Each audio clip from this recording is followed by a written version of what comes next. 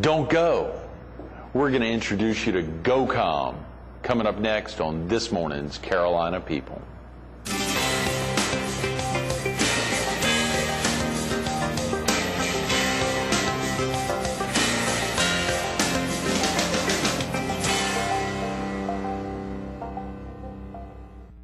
Good morning. Welcome to Carolina People. This morning we're at the Myrtle Beach Train Depot.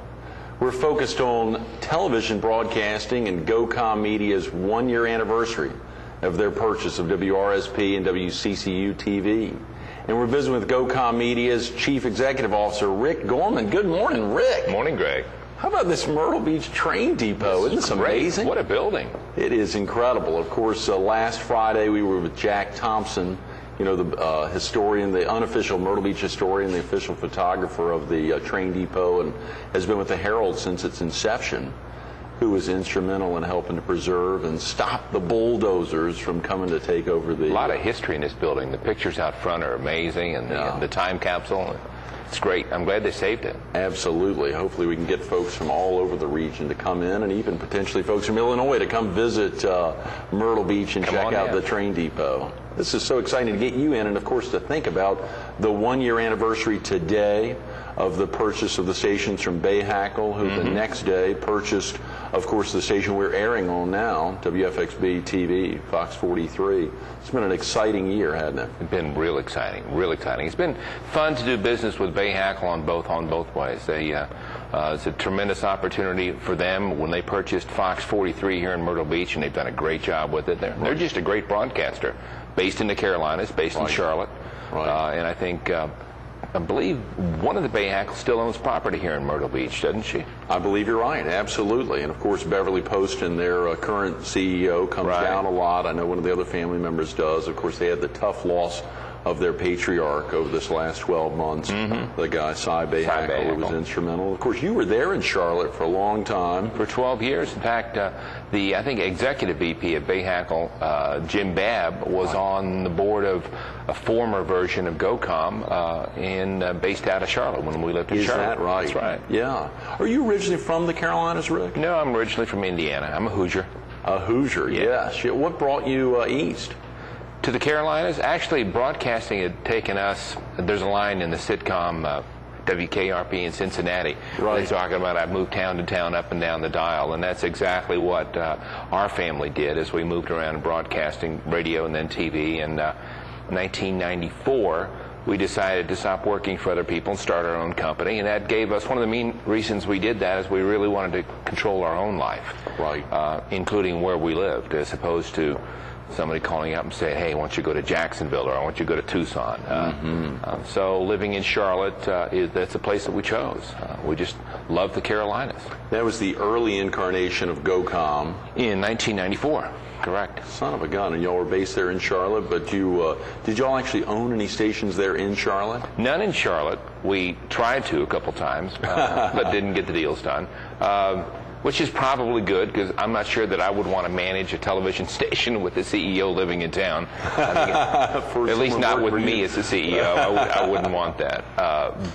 No, we owned, our first acquisitions were actually in the Carolinas. Great. In Greenville, New Bern. Actually, it's a hyphenated market, similar to Florence, Myrtle Beach market. Right. And Springfield, Champaign, and Springfield, Champaign, Decatur is a hyphenated market as well, too. Absolutely. So you've had experience both in owning and operating stations in hyphenated markets. Of course, Fox affiliates. You've been with the Fox family for a long time. Since Fox started in 1987. Is that right? With was it the Joan Rivers show? I think was their late night venture, and then they started Sunday with Married with Children, 21 Jump Street with Johnny Depp. Right. His founding, to think about that all starting, and Jim Carrey, I mean a number of folks getting their start on the show In Living Color. Yeah. Right. There was a lot of fun things in the early days. In fact, The Simpsons. I don't know if you remember the Tracy Ullman show, which was on the first Sunday night lineup for Fox in 1987. And there was a 1-minute segment which expanded to 3 minutes, which was a cartoon, 1-minute cartoon, like you used to have when you go to a movie when you were a kid. They'd have a cartoon as part of the trailers before the movie. But so The Simpsons was a 1-minute cartoon, then expanded to 3 minutes. Is that right? And then 2 years later, they took it to a 30-minute show, and it's 18 years later, it's still on the air. I know. What an exciting movie this summer. The movie out this summer. And of course, we think now about things like YouTube and MySpace, where they have these 60-second cartoons or animated pieces, or 3 minutes. And of course, 20 years later, Murdoch back in the game. The guy who founds Fox is now back in the game, even expanding his empire even larger, doing things just like that, broadening pieces like The Simpsons, seeing opportunities like that now on the web, and The Simpsons have been a tremendous, and of course even that Springfield name, another exciting piece. Oh, we were so mad this summer. There was a contest to find out what city was the real Springfield in The Simpsons, which is the storyline home of The Simpsons. Right. And Springfield, Illinois made a really hard run at it, but we came in second to Springfield, Vermont. Springfield, Vermont is the home of, or is voted on. I don't buy that. Yeah, Homer's not from Vermont. No, he's from Illinois. He's from Illinois. Yeah, absolutely. Yeah, we got Missouri, bagged. at least. That's right. Yeah. We got bagged. Yeah. It is so exciting to think about, of course, transitions, and obviously a lot of big transitions right now. You know, we're a little less than 2 years now. February 18th, I think, 2009. Correct. Is the big date when the transition. Is this going to happen, Rick, from analog to digital? I think it's going to happen for a couple reasons, and I don't know how much the viewers really know out there. When I talk to just mainstream people who are just users of television as opposed to people who are involved, I don't think that most people grasp what's going to happen. And if you will, the spectrum, the television spectrum, which is the airwaves and which the signals broadcast, if you can imagine it's one long line, well, this segment is the analog segment where we currently are broadcasting on. And channel 43, this station is broadcasting on channel 43 in this spectrum over here. Well, in about 10 years ago, the FCC, really driven by the government budgeting process, decided that we want to take this analog spectrum and we want to sell that to people who are cellular companies, the AT&Ts, the Verizons, the people who are cell phone companies, because I think there's hundreds of billions. There's a lot of money on the table. I don't know what the exact number is, but they're going to sell that spectrum so that there's more cellular space available, and it's worth a lot of money. Sure.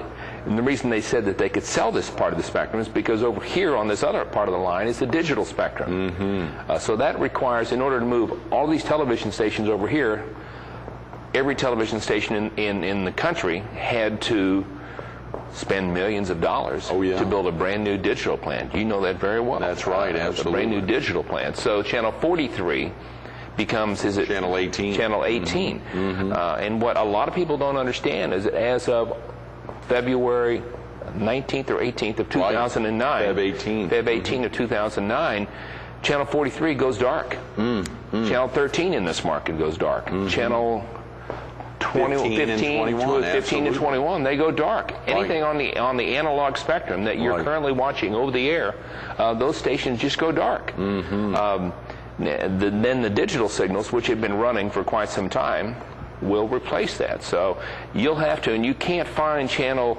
18 on your old analog TV. You just can't pick it up. It's like AM versus FM. You just can't pick up an FM station on the AM band. So I think what a lot of consumers don't understand is that if you have an analog only television, that it can't pick up a digital signal. It's a nice boat anchor as of February 20th, 2009. Now the government has a budget, a limited budget for people with smaller household incomes, so that they can buy a converter which will take that digital signal and down convert it, degrade that signal to an analog signal. But I don't think it's foolproof. I think there's going to be quite a bit of interruption. Obviously, a lot of congressmen and U.S. senators are anxious about that transition, knowing that people aren't going to be calling necessarily the TV manufacturers, but instead calling Washington and saying, what the heck happened to my my channel 13, which in this market folks have watched since 1954, or channel 15 since 1980, or even this station, my old station, or 43, since 1984. You will see a lot, I think, Greg, a lot of promotion on air, a lot of publicity about it, because the broadcasters, we have a lot at stake. If people can't find Fox 43, as it moves to Fox 18, then we've lost the viewers. But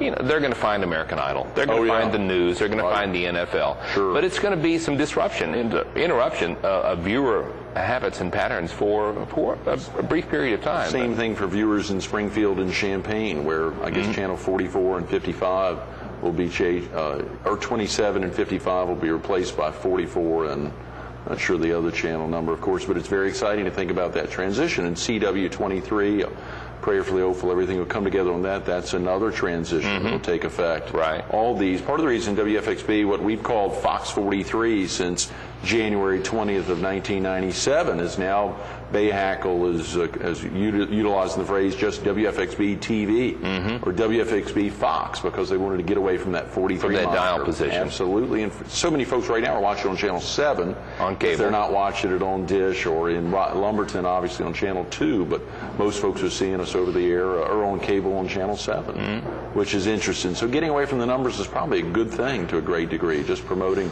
the brands. I know obviously in Illinois, pumping up Fox Illinois or My Fox Springfield, My Fox Champaign, a lot happening there. A lot's happening there. Yeah. It's an exciting acquisition, great purchase, and we decided to, when we decided, our partnership decided, and it's 3 Carolina guys, basically. Is that right? Yeah.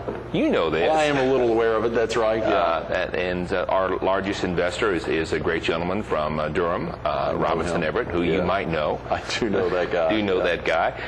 And he's a tremendous partner. He's been in broadcasting for... since 1966, more or less, so a little more than 40 years now as they prepare to launch the NBC affiliate in Raleigh. And he was also there in the beginning with Fox.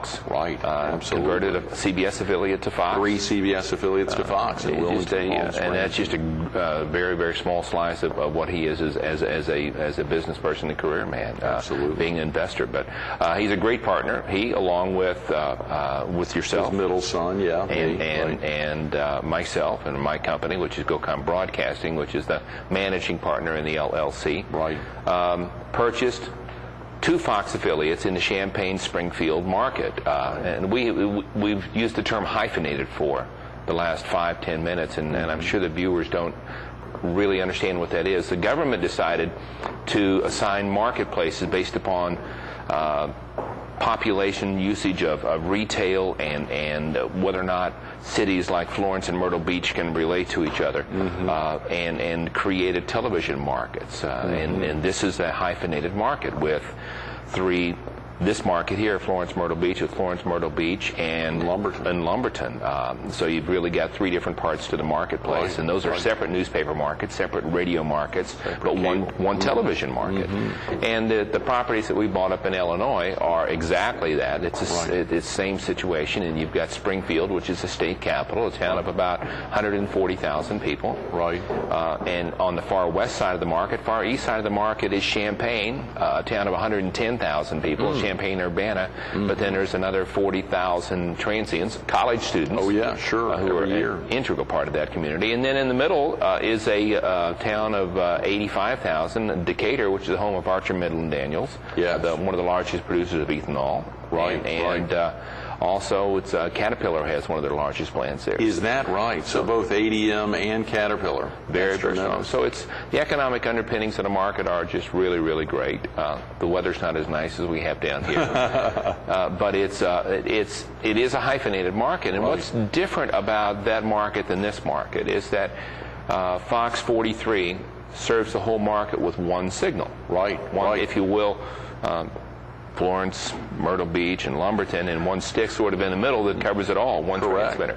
We have 2 transmitters up there, so we really have Fox 55 on the Springfield side of the market and Fox 27 on the Champaign side of the market. Right. So we can we separate the signal for commercials, and we separate it for promotion, and we separate it for news. Because candidly, we find that most people who live in Champaign are much more concerned with what's going on in Champaign than they are what's happening in Springfield. Right. Similar to here. That's why the Myrtle Beach Herald is so successful. Absolutely. You focus just on your backyard. That's exactly right. So it's a great opportunity, and we were right place at the right time and blessed, and sort of a 1031-like kind of exchange. And for Bayhackle in selling us Springfield. In fact, as you know, we actually bought Springfield the day before The partnership August 17th, the day before they closed on the purchase of WFXB here on August 18th. So it's been a great one-year anniversary tomorrow. Saturday, Bayhack will be able to celebrate the one-year ownership, and they have been very pleased, obviously very excited. You saw Jim Babb there. You mentioned their executive, or their number 2 there in the company, who was very excited about the acquisition. And of course, they're highlighting the ownership of ABC 25 in Columbia, their ownership of, as you said, Fox 18 there in Charlotte, their ownership of this station in the Florence, Myrtle Beach, Lumberton market. It's a tremendous trinity there of these 3 great markets that essentially overlap with each other. All 3 of them overlap with each other. And they love the Carolinas, and in Charlotte, Columbia, and now in Myrtle Beach, they're just doing a great job of serving the marketplace. And I think they've got some really interesting things coming up for the market here. I know in Charlotte, as a consumer there for 12 years. Oh, yeah. And it was peculiar for me being in broadcasting as long as I have, living in Charlotte, not having a TV station or a radio station there, to be a viewer. And really was sort of a wake-up call. But to watch Bayhack on the way they did their own news in that market on Fox 18 in Charlotte, just really, really powerful. Did a great job with it. They're tremendous. Did very well. In fact, number 1 in primetime news. Is that right? Number 1 in late news when they've got the American Idol as a lead-in. So very, very strong.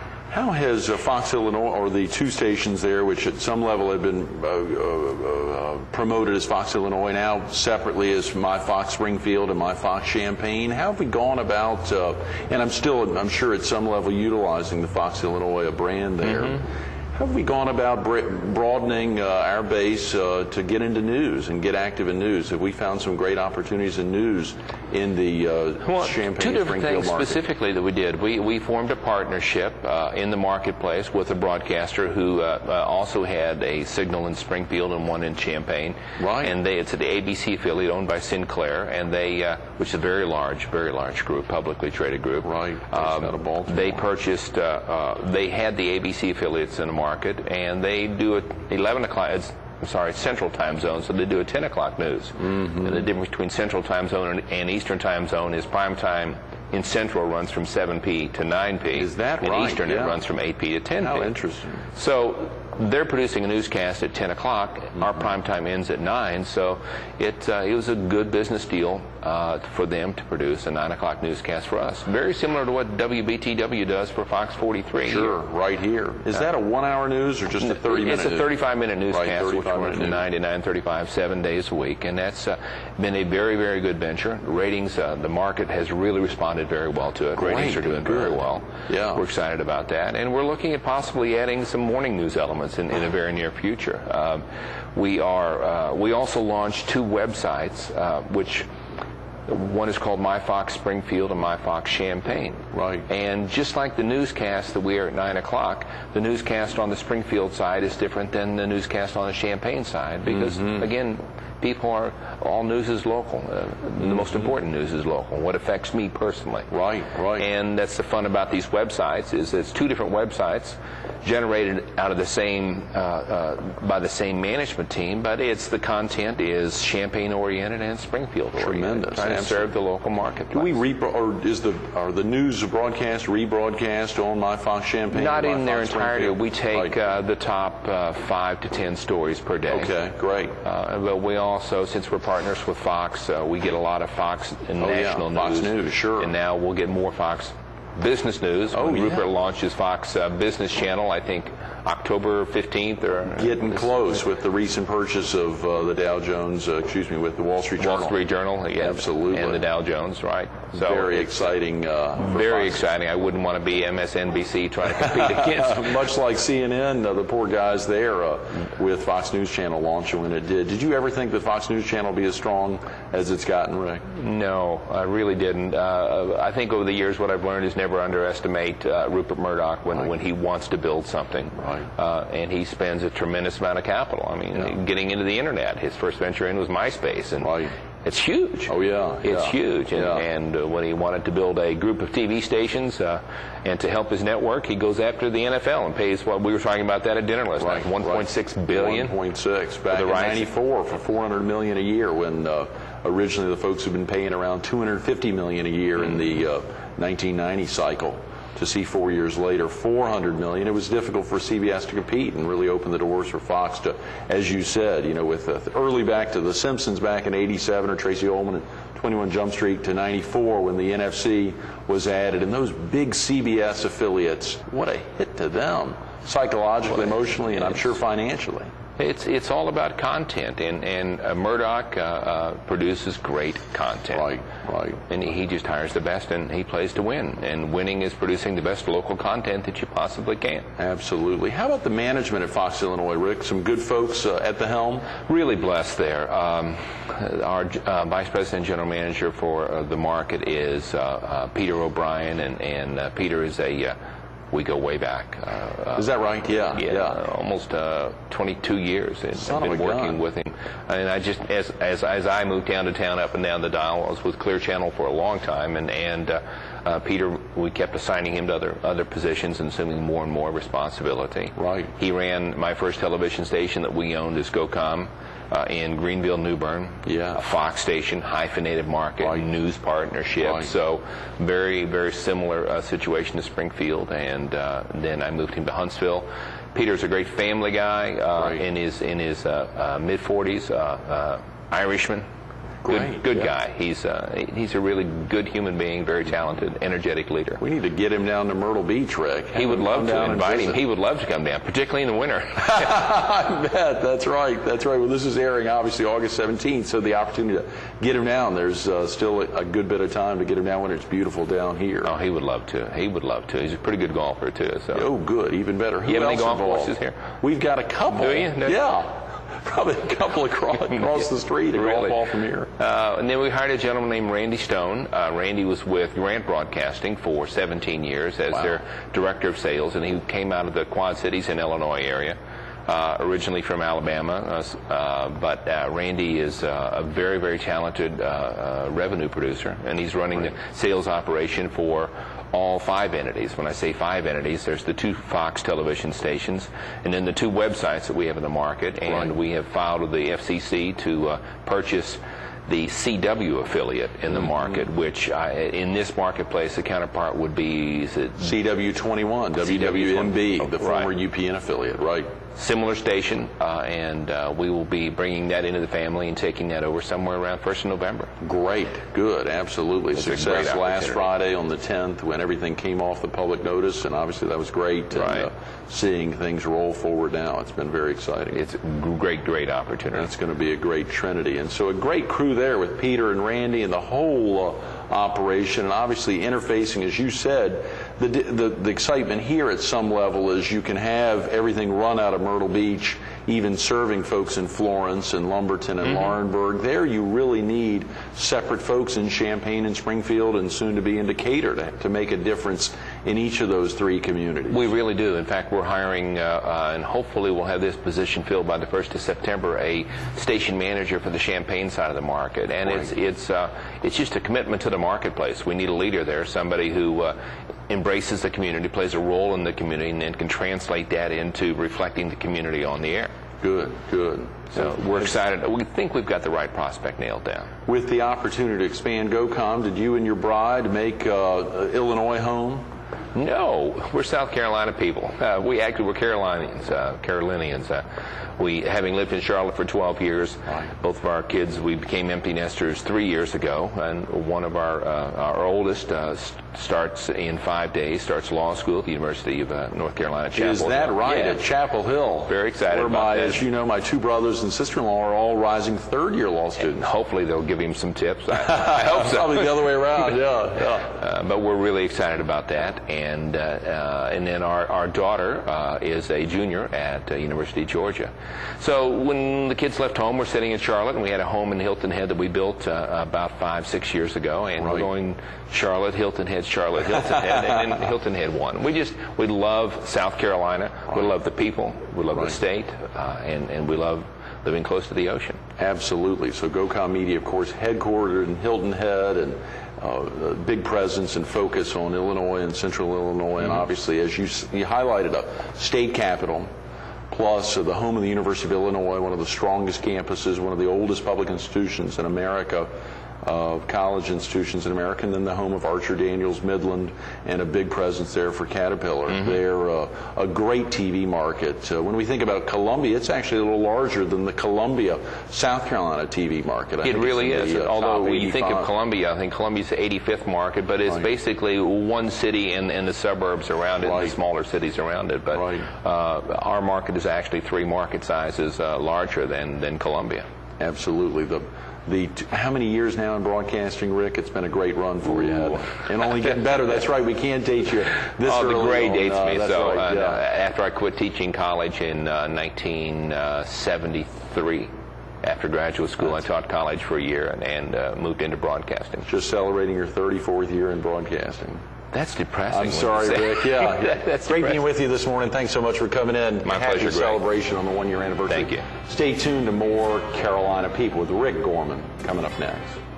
There's so many folks involved in a successful operation, whether it's a successful operation like here at Fox 43 and the Bay-Hackle Company and their families and so many others. At the same time at GoCom Media. And of course, Rick highlighted what his kids are doing. Without his bride of almost the last 30 years, he wouldn't have been able to do everything he's done. We also think about the experiences with tremendous supporters like Dan Duman and Jim Doyle and all the folks there at GoCom Media of Illinois, making a difference every day to the folks in their community, just like we're making a difference and trying to every day right here in this community. Take a look online at foxillinois.com to learn more about the stations and the tremendous websites there, My Fox Springfield and My Fox Champaign.